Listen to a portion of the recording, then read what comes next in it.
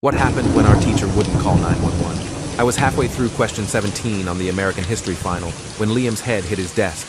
The sound echoed through the silent classroom like a gunshot, and everyone looked up from their papers. Mrs. Keller didn't even glance over from where she stood by the window, arms crossed, watching us like a prison guard. Liam was slumped forward with his face pressed against the exam booklet, and his arm hung limp off the side of the desk. I could see his fingers twitching slightly, but the rest of him was completely still. "Liam," Mrs. Keller called out without moving from her post. "Wake up, or you automatically fail this exam." Nobody else seemed concerned at first because Liam was always quiet and kept to himself, the kind of kid who sat in the back and never raised his hand. But something felt wrong about how still he was, how his shoulders weren't moving the way they should when someone's breathing normally. I put my pencil down and leaned forward to get a better look at him across the aisle. His lips had this weird bluish tint that made my stomach drop. "Mrs. Keller," I said, keeping my voice low because we weren't supposed to talk during finals. "I think something's actually wrong with Liam." She finally turned away from the window and walked down the aisle toward his desk, her heels clicking against the linoleum floor. The whole class was watching now, 28 pairs of eyes following her movements as she stopped next to Liam and tapped his shoulder with one finger. "Liam Thompson, this is your final warning," she said in that stern voice she used when she thought someone was testing her authority. "Sit up and finish your exam, or I'm marking you as a failure right now." He didn't move at all, didn't even flinch when she tapped harder on his shoulder. I stood up from my desk without asking permission, and Mrs. Keller's head snapped toward me with this look of pure fury on her face.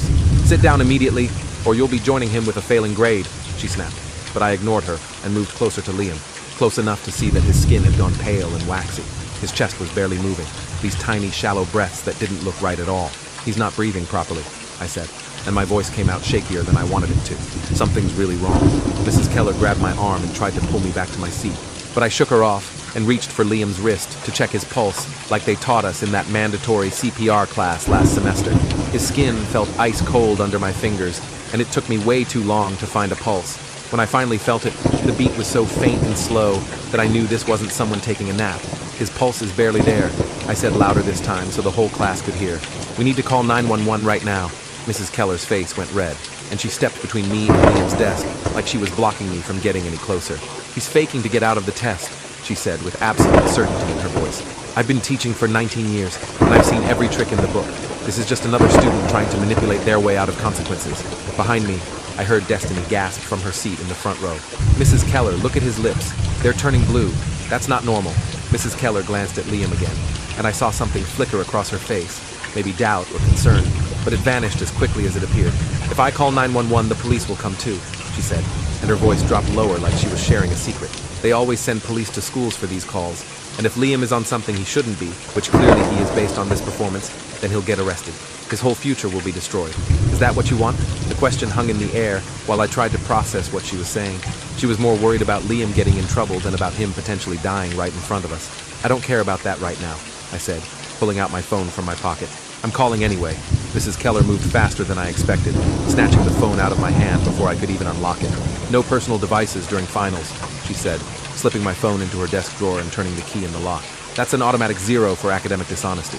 The classroom erupted with voices as other students started protesting and demanding she give my phone back.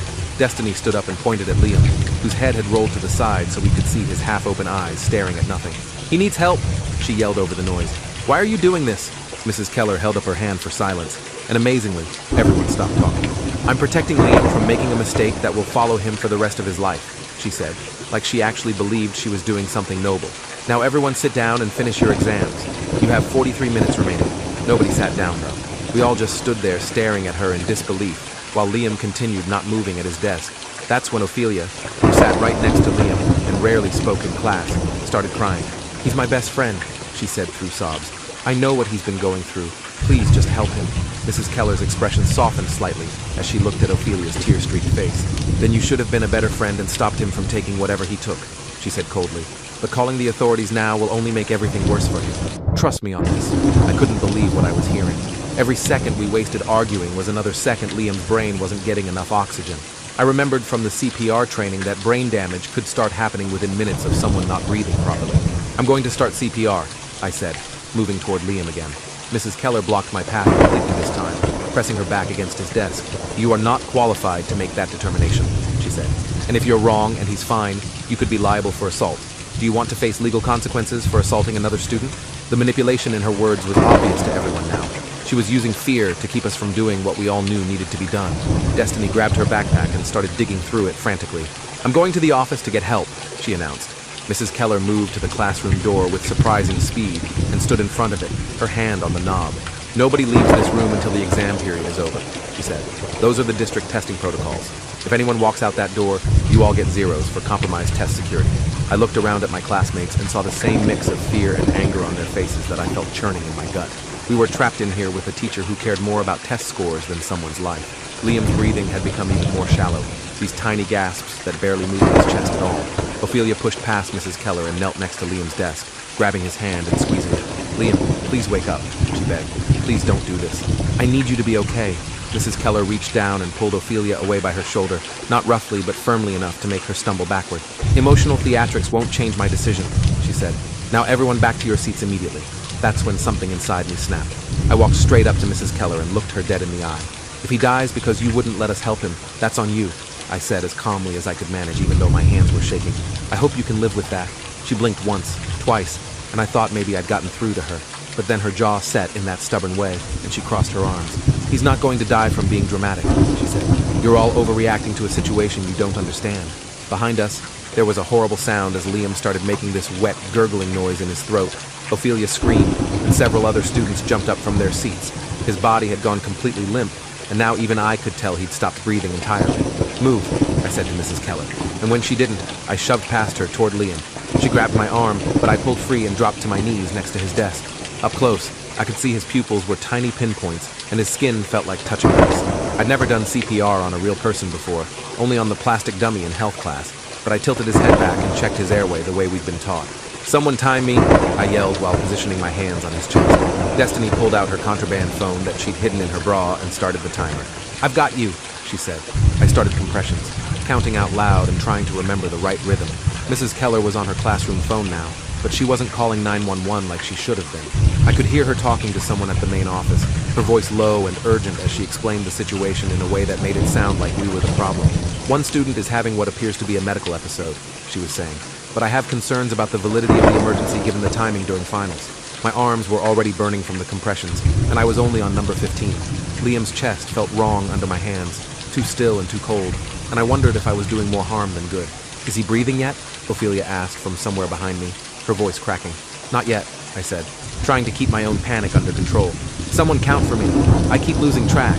Destiny moved closer and started counting out loud while I pumped Liam's chest over and over. At 30 compressions, I stopped and tried to give rescue breaths the way we'd learned, tilting his head back and pinching his nose shut. His lips were freezing cold against mine and tasted like nothing, like death already. I breathed into his mouth twice and watched his chest barely rise. Nothing changed. He still wasn't breathing on his own. I went back to compressions, my arms shaking now from the effort. Mrs. Keller had finished her phone call and was standing behind her desk watching us with this unreadable expression on her face. "The nurse is on her way," she announced. "You can stop that now. The nurse can't fix this," I panted between compressions. "He needs paramedics. He needs a hospital." Mrs. Keller shook her head slowly. "The nurse will determine if we need to escalate to that level," she said. "I'm following proper protocol for medical emergencies on school property." I wanted to scream at her that there was no protocol that made sense here, that we were watching someone die while she worried about paperwork and procedure.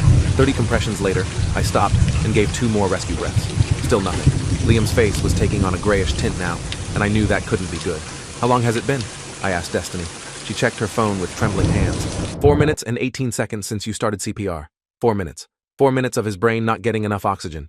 4 minutes closer to permanent damage or death. I started compressions again, and this time Ophelia dropped down next to me. "Let me help," she said. "You're getting tired. We can switch off." We developed a rhythm where I'd do 30 compressions, and then she'd take over while I caught my breath. Mrs. Keller made no move to stop us anymore, just stood there watching with her arms crossed. The classroom door finally opened, and the school nurse rushed in carrying her medical bag. She was this older woman named Gladys, who'd been working here since before I was born. "What happened?" she asked, dropping to her knees next to us. "I think he overdosed on something," I said between gasps for air. "His pulse was barely there when I found it, and he stopped breathing completely a few minutes ago." Nurse Gladys put her fingers on Liam's neck to check for a pulse herself, then immediately pulled out her phone. "I'm calling 911, she said, already dialing. Mrs. Keller stepped forward. "Gladys, we need to think about the implications of involving law enforcement in what might be a student making poor choices." Nurse Gladys didn't even look up at her. A student is dying, Patricia. I don't care about implications right now. She spoke rapidly to the 911 dispatcher, giving our school address and explaining the situation. When she mentioned possible overdose, I heard sirens start up in the distance almost immediately. Mrs. Keller's face had gone pale, and she sank into her chair behind her desk. This is going to be a nightmare for the school, she muttered. Nurse Gladys pulled something out of her medical bag that looked like a small auto-injector. This is Narcan, she explained while pulling the cap off. If he's overdosed on opioids, this should reverse it. She positioned the injector against Liam's thigh and pressed down hard. There was a clicking sound as the needle deployed through his jeans, and then we all waited. Nothing happened at first. Ophelia was holding Liam's hand and crying silently, while I kept doing compressions because nobody had told me to stop. The sirens were getting louder now, close enough that they had to be pulling into the school parking lot. Then Liam gasped. It was this horrible wet sound, like someone drowning and finally breaking the surface. His whole body convulsed, and his eyes flew open, unfocused and terrified. It's okay, Nurse Gladys said in his soothing voice. You're okay, Liam. Help us here. He tried to sit up, but she gently held him down. Stay still, honey. The paramedics are coming. The classroom door burst open, and 2 paramedics rushed in with their equipment. They took over immediately, checking Liam's vitals and asking Nurse Gladys rapid-fire questions about what she'd given him and when. One of them started an IV, while the other put an oxygen mask over Liam's face. We need to transport immediately, the first paramedic said. They lifted Liam onto a stretcher with practiced efficiency, and I watched his hand slip out of Ophelia's grasp as they wheeled him toward the door. She tried to follow, but one of the paramedics held up a hand. Family only in the ambulance, he said. Are you his sister? Ophelia shook her head, tears streaming down her face. Best friend, then you can meet us at County General, he said, not unkindly. He's going to be okay. They were gone within seconds, leaving the rest of us standing in the classroom in shocked silence. My arms were still shaking from the CPR, and there was this weird ringing in my ears that wouldn't go away. Mrs. Keller stood up slowly from behind her desk. Everyone back to your seats, she said in this hollow voice. You still have 31 minutes to complete your exams. Nobody moved. We all just stared at her like she'd lost her mind. You can't be serious, Destiny said. We just watched someone almost die. Mrs. Keller's hands were trembling as she gathered the exam papers scattered across Liam's desk. The final must be completed according to district policy, she said, but there was no conviction in her voice anymore. Any student who doesn't finish will receive an implement. I looked down at my hands and realized they were covered in Liam's sweat. I could still feel the resistance of his chest under my palms, still taste his cold lips from the rescue breaths. The idea of sitting back down and answering questions about the Missouri Compromise felt insane. I'm done, I said, grabbing my backpack from where I'd left it by my desk. I don't care about the grade. Destiny stood up too. Same. One by one, the rest of the class started packing up their things. Within 2 minutes, everyone was standing with their bags, ready to walk out. Mrs. Keller looked around at all of us with something close to panic in her eyes. You're all going to fail, she said. Every single one of you. Ophelia was the one who responded, her voice steady, despite the tears still on her cheeks. At least we'll fail knowing we tried to save someone's life, she said. What will you have? Mrs. Keller didn't have an answer for that. We filed out of the classroom in silence, leaving her alone with stacks of unfinished exams. Out in the hallway, Ophelia grabbed my arm. Thank you, she said. If you hadn't started CPR, he'd be dead right now. The words settled over me like a weight. He'd be dead. We'd been that close to watching someone die in American history class on a random Thursday in May. Principal Whitmore was waiting in the hallway with several security guards, his face red and his tie loosened like he'd been running. What the hell happened in there? He demanded. Mrs. Keller called saying you all abandoned your finals. I explained everything while the other students nodded along and added details I'd missed. Principal Whitmore's expression changed from angry to horrified, to something I couldn't quite read, as I described how Mrs. Keller had refused to call 911 and locked my phone in her desk. She was worried about Liam getting arrested, I finished. She said calling the police would ruin his future. Whitmore's jaw clenched. Wait here, he said, then disappeared into Mrs. Keller's classroom. Through the small window in the door, I could see him talking to her, his gestures becoming more animated as the conversation went on. She was shaking her head and pointing at the exam papers like they proved something. He pulled out his own phone and made a call while she watched with her arms crossed defensively. When he came back out, his face was carefully neutral. You're all excused for the day, he said. Go home. We'll figure out the exam situation later. Destiny wasn't satisfied with that answer. What's going to happen to Mrs. Keller? She asked. That's a personnel matter I can't discuss with students, Whitmore said in that administrator voice that meant the conversation was over. But we all knew what that meant. Nothing was going to happen, or at least nothing we'd ever hear about. The school would protect its own, sweep this under the rug, maybe give her a stern warning in private and call it handled. I went home and spent the rest of the afternoon sitting on my bed staring at the wall. My mom came home from work and found me like that, still in the clothes that smelled like sweat and fear. What's wrong? She asked, sitting next to me. I told her everything. She listened without interrupting, and when I finished, She pulled me into a hug so tight I could barely breathe. "You did the right thing," she said. "You saved that boy's life." But it didn't feel like victory. It felt hollow and wrong, like I'd won a battle, but the war was still raging. That night, Ophelia texted the whole class with an update. Liam was stable at County General. The doctors said the Narcan had saved him, and if we'd waited even a few more minutes, he would have suffered permanent brain damage or death. She didn't mention what he'd taken or why, and nobody asked. The next morning, I showed up to school dreading what would happen next. Would Mrs. Keller be there? Would we have to pretend everything was normal? Would the administration acknowledge what happened or sweep it under the bureaucratic rug? I got my answer when I walked into American history and found a substitute teacher sitting at Mrs. Keller's desk. A thin woman with graying hair and kind eyes who introduced herself as Ms. Novak and explained that Mrs. Keller would be out for the foreseeable future due to personal reasons. The class exchanged glances, but nobody said anything. Personal reasons. That's what they were calling it. Ms. Novak announced that our finals would be rescheduled and the previous day's exam would not count toward our grades. "I understand there was an incident yesterday," she said carefully. "The administration wanted me to let you know that counselors are available if anyone needs to talk about what happened." During lunch, I found Ophelia sitting alone in the cafeteria, picking at a sandwich she wasn't eating. I sat down across from her without asking if it was okay. "How are you holding up?" I asked. She looked up with red-rimmed eyes. "I knew he was struggling," she said quietly. "He told me last week that he couldn't handle the pressure anymore. The finals, his parents' expectations, all of it. I thought he was just stressed. I didn't think he'd..." She didn't finish the sentence, but she didn't have to. "It's not your fault," I said, even though I knew the words probably sounded empty to her. "You couldn't have known he'd do this." Ophelia shook her head. "But I did know, in a way. He was dropping hints, pulling away from everyone. I should have told someone." We sat in silence for a while, neither of us knowing what to say that would make any of this better. The cafeteria buzzed with normal lunch conversations around us, people laughing and complaining about homework and making plans for the weekend. It felt surreal that life was just continuing like nothing had happened. That afternoon, Principal Whitmore called an emergency assembly in the gym. The entire junior class filed in and sat on the bleachers while he stood at a podium looking uncomfortable. "I'm sure you've all heard about yesterday's medical emergency," he began, his voice echoing through the space. "I want to assure you that the safety and well-being of our students is our highest priority." I almost laughed at that. Our highest priority.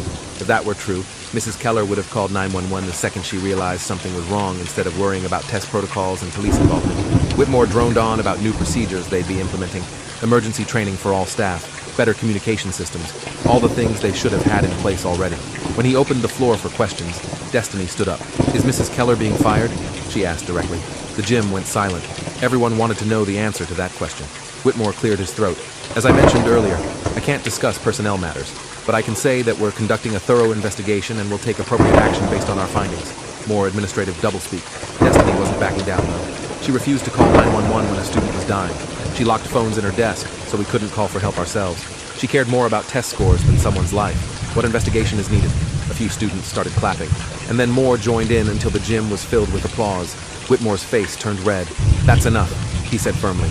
"I understand you're upset, but there are proper channels for these concerns. Making accusations in a public forum is not productive," but the damage was done.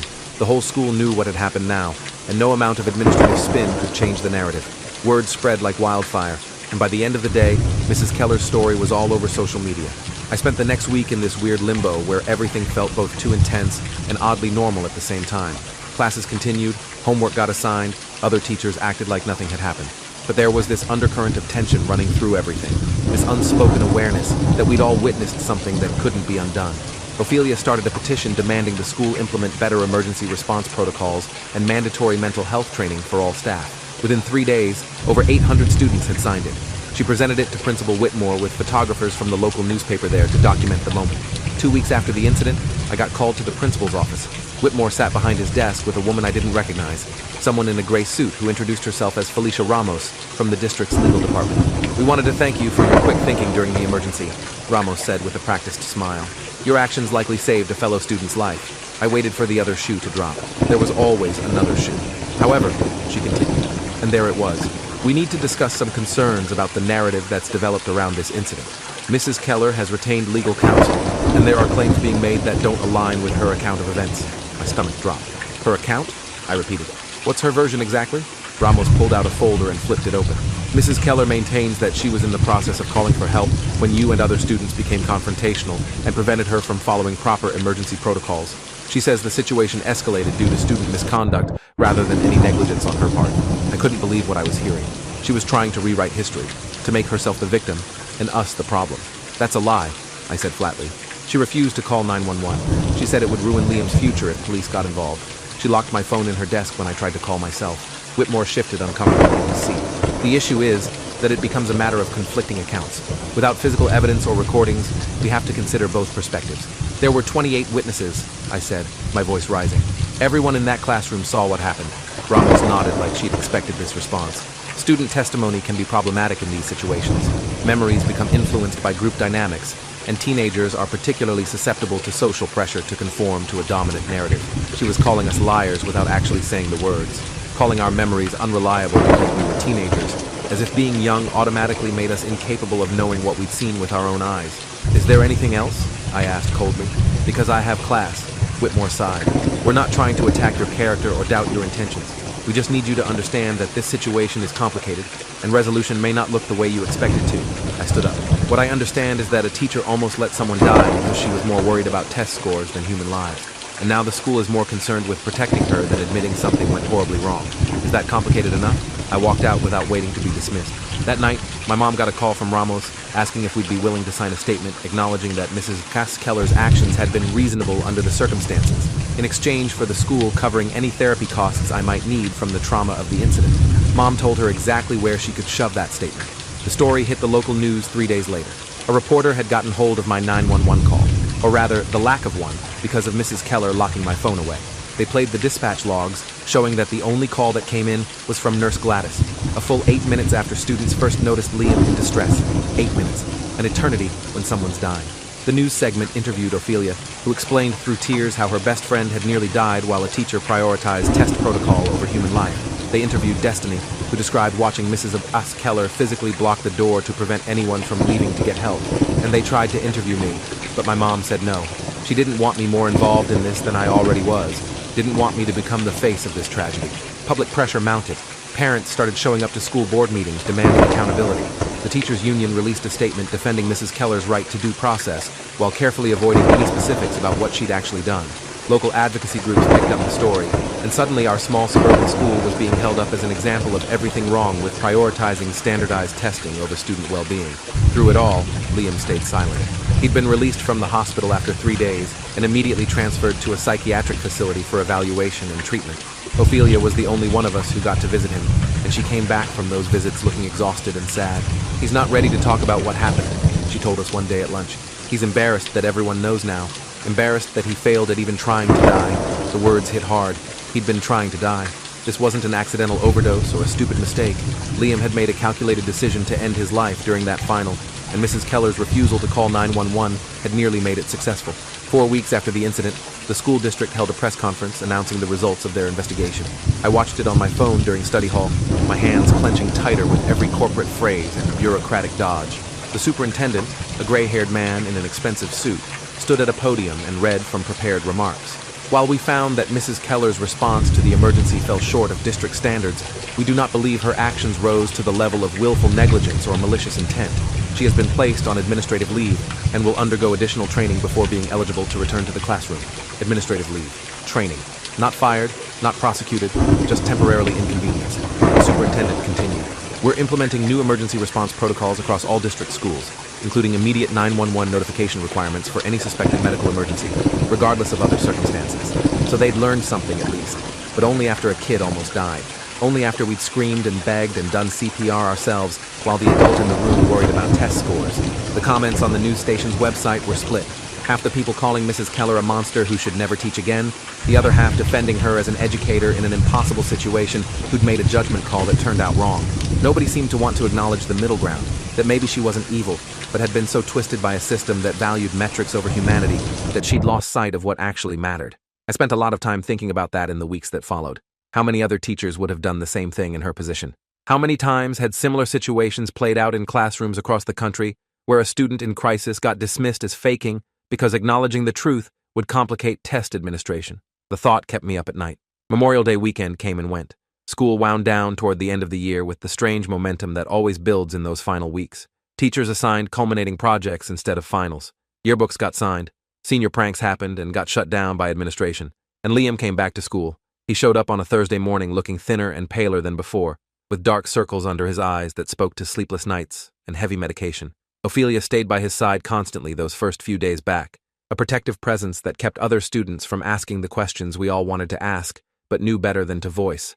I caught his eye once in the hallway between classes, and he gave me this tiny nod of acknowledgement. Nothing dramatic, no tearful thank you or emotional speech about how I'd saved his life. Just that small gesture that said, "I see you, I know what you did, and I'm here because of it." It felt like enough. The substitute teacher who'd taken over our American history class announced that our final exam would be optional. Anyone who wanted to take it could, but the grade would only count if it helped us.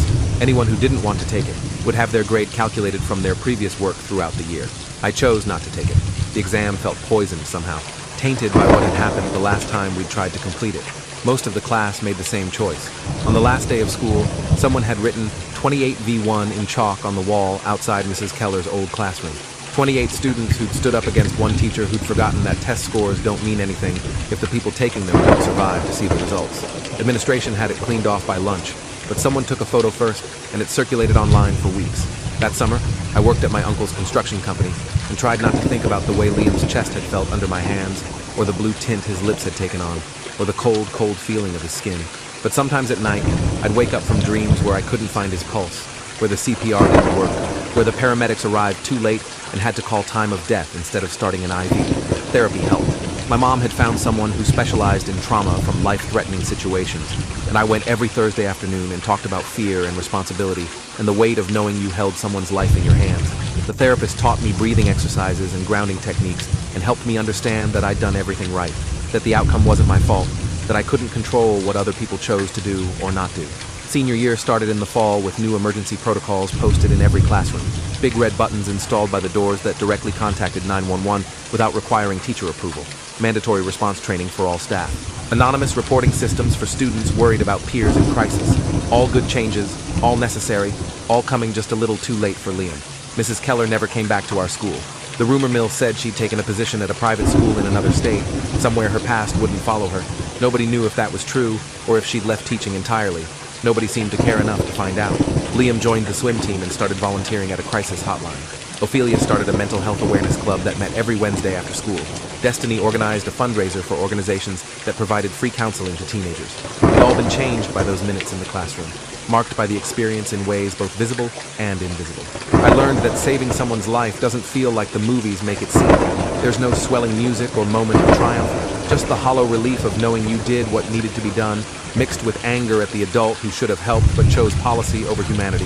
The college essays I wrote that fall were all about those minutes of CPR, about the choice between following rules and following conscience, about how sometimes doing the right thing means standing up to people who are supposed to know better. My English teacher said they were powerful, but suggested I might want to write about something less controversial for my applications. I kept them anyway. In November, I got an email from a woman named Rita Alvarez, who identified herself as Liam's mother. She'd gotten my contact information from Ophelia and wanted to thank me in person. We met at a coffee shop downtown on a Saturday afternoon, and she hugged me before I even sat down. "You gave me my son back," she said, tears already streaming down her face. "I don't know how to thank you for that." I didn't know what to say. Didn't know how to explain that I'd just been scared and trying to remember CPR training and hoping I wasn't making everything worse. "I'm glad he's okay," I managed finally. Rita pulled out her phone and showed me photos of Liam, current ones, not the school pictures from before. He looked healthier, happier, like someone who'd decided living was worth the effort after all. "He's doing really well now," she said. "Therapy is helping. Medication is helping. Having friends who care about him is helping. He wants me to tell you that he's sorry for putting you in that position. He doesn't need to apologize," I said quickly. "He was in pain. People in pain do desperate things." Rita nodded, wiping her eyes. "The school district settled with us. They're paying for his ongoing treatment and therapy. It's not justice exactly, but it's something." I thought about Mrs. Keller and her new job somewhere, probably still prioritizing test scores over student well-being because the system rewarded that behavior. I thought about Principal Whitmore still sitting in his office, about the superintendent who called it a learning opportunity, about all the adults who'd failed and faced no real consequences. "It's something," I agreed, even though it felt like not nearly enough. Before we parted ways, Rita grabbed my hand. "If you ever need anything, if there's ever anything I can do for you, please don't hesitate to ask. You're part of our family now." The words stayed with me long after we'd said goodbye. Graduation came in the spring, and our class was smaller than it should have been because 3 students hadn't made it to the finish line. 1 car accident in February, 1 cancer diagnosis that moved too fast, and 1 empty chair that wasn't empty anymore because Liam walked across that stage and accepted his diploma with tears streaming down his face. The ceremony felt different than I'd expected, less triumphant, more solemn. We'd survived something together, and the survival felt more significant than any test score or grade point average. My name got called, and I walked across the stage to polite applause. My parents were crying in the audience, and I knew they were thinking about those minutes in the classroom when things could have gone so differently. Afterward, Liam found me in the crowd of graduates taking photos with family. "Hey," he said, looking uncomfortable in his cap and gown. "I wanted to say something to you before we all head off to different places." I waited while he gathered his thoughts. "I don't remember much from that day," he said finally. "But I remember waking up in the ambulance and the paramedic saying someone had done CPR, that someone had refused to let me go. I think about that a lot. I'm glad you're here," I said, and meant it with everything in me. He nodded and stuck out his hand. I shook it, and he pulled me into a quick hug that felt significant in ways I couldn't articulate. We said goodbye with promises to keep in touch that we both knew we probably wouldn't keep. People move on, lives diverge, and sometimes the bonds formed in trauma don't survive the transition to normal life. That night, I sat on my bed looking at photos from graduation and thought about Mrs. Keller. Was she thinking about us too? Did she ever wonder what happened to the student she'd almost let die in her classroom? Did she feel guilt? Or did she still believe she'd been right to prioritize protocol over panic? I'd never know, and maybe that was for the best. College started in the fall, and I declared a major in public health with a focus on emergency response systems. If I couldn't change what had already happened, at least I could work toward making sure it happened less frequently to other people in other schools. The CPR certification I'd gotten in high school wasn't enough anymore. I took advanced courses, became an EMT, volunteered with crisis response teams. Every time I responded to a call, I thought about Liam's cold skin and shallow breathing, thought about the minutes that had mattered so much, and the adult who'd thought they didn't matter at all. I learned that the system I'd grown up in, the one that had almost killed my classmate, wasn't unique to our school or our district. It was everywhere, this tendency to prioritize metrics and protocols over human needs, test scores over safety, compliance over compassion, control over care, and I learned that changing systems meant working within them, understanding them, finding the pressure points where one person's actions could make a difference. It was slow work, frustrating work that often felt futile. But every time I helped implement a new emergency protocol, or trained a group of teachers on crisis response, or convinced an administrator that student well-being had to come before test security, I thought about those 28 students who'd stood together against authority, because we'd known, even as teenagers, that something was terribly wrong. 5 years later, I was working as a coordinator for a nonprofit that specialized in school safety protocols when I got an email from an unfamiliar address. The subject line just said, "Thank you," and when I opened it, there was a photo attached. Liam stood on a beach somewhere, tan and smiling, wearing a t-shirt that said, "Still here," in bold letters. The email itself was short. "Finished my master's in social work last month. Starting a job in August working with at-risk teenagers. Figured you'd want to know that your CPR training paid off in more ways than one. Thanks for not giving up on me when it would have been easier to listen to the authority figure in the room." I printed the email and pinned it to my cubicle wall, right next to my EMT certification and my nonprofit's mission statement. Sometimes at night, I still dreamed about that classroom, about Mrs. Keller blocking the door, about Liam's blue lips and cold skin. But now the dreams always ended with him breathing on his own, with the paramedics arriving, with all of us walking out of that room alive. 28 students who'd learned that day that rules are made by people, and people can be wrong. That authority figures don't always deserve the authority they're given. That sometimes the right thing to do is the thing you'll get in trouble for. Thanks for hanging out till the end. If you want more stories, make sure to subscribe and leave your take below.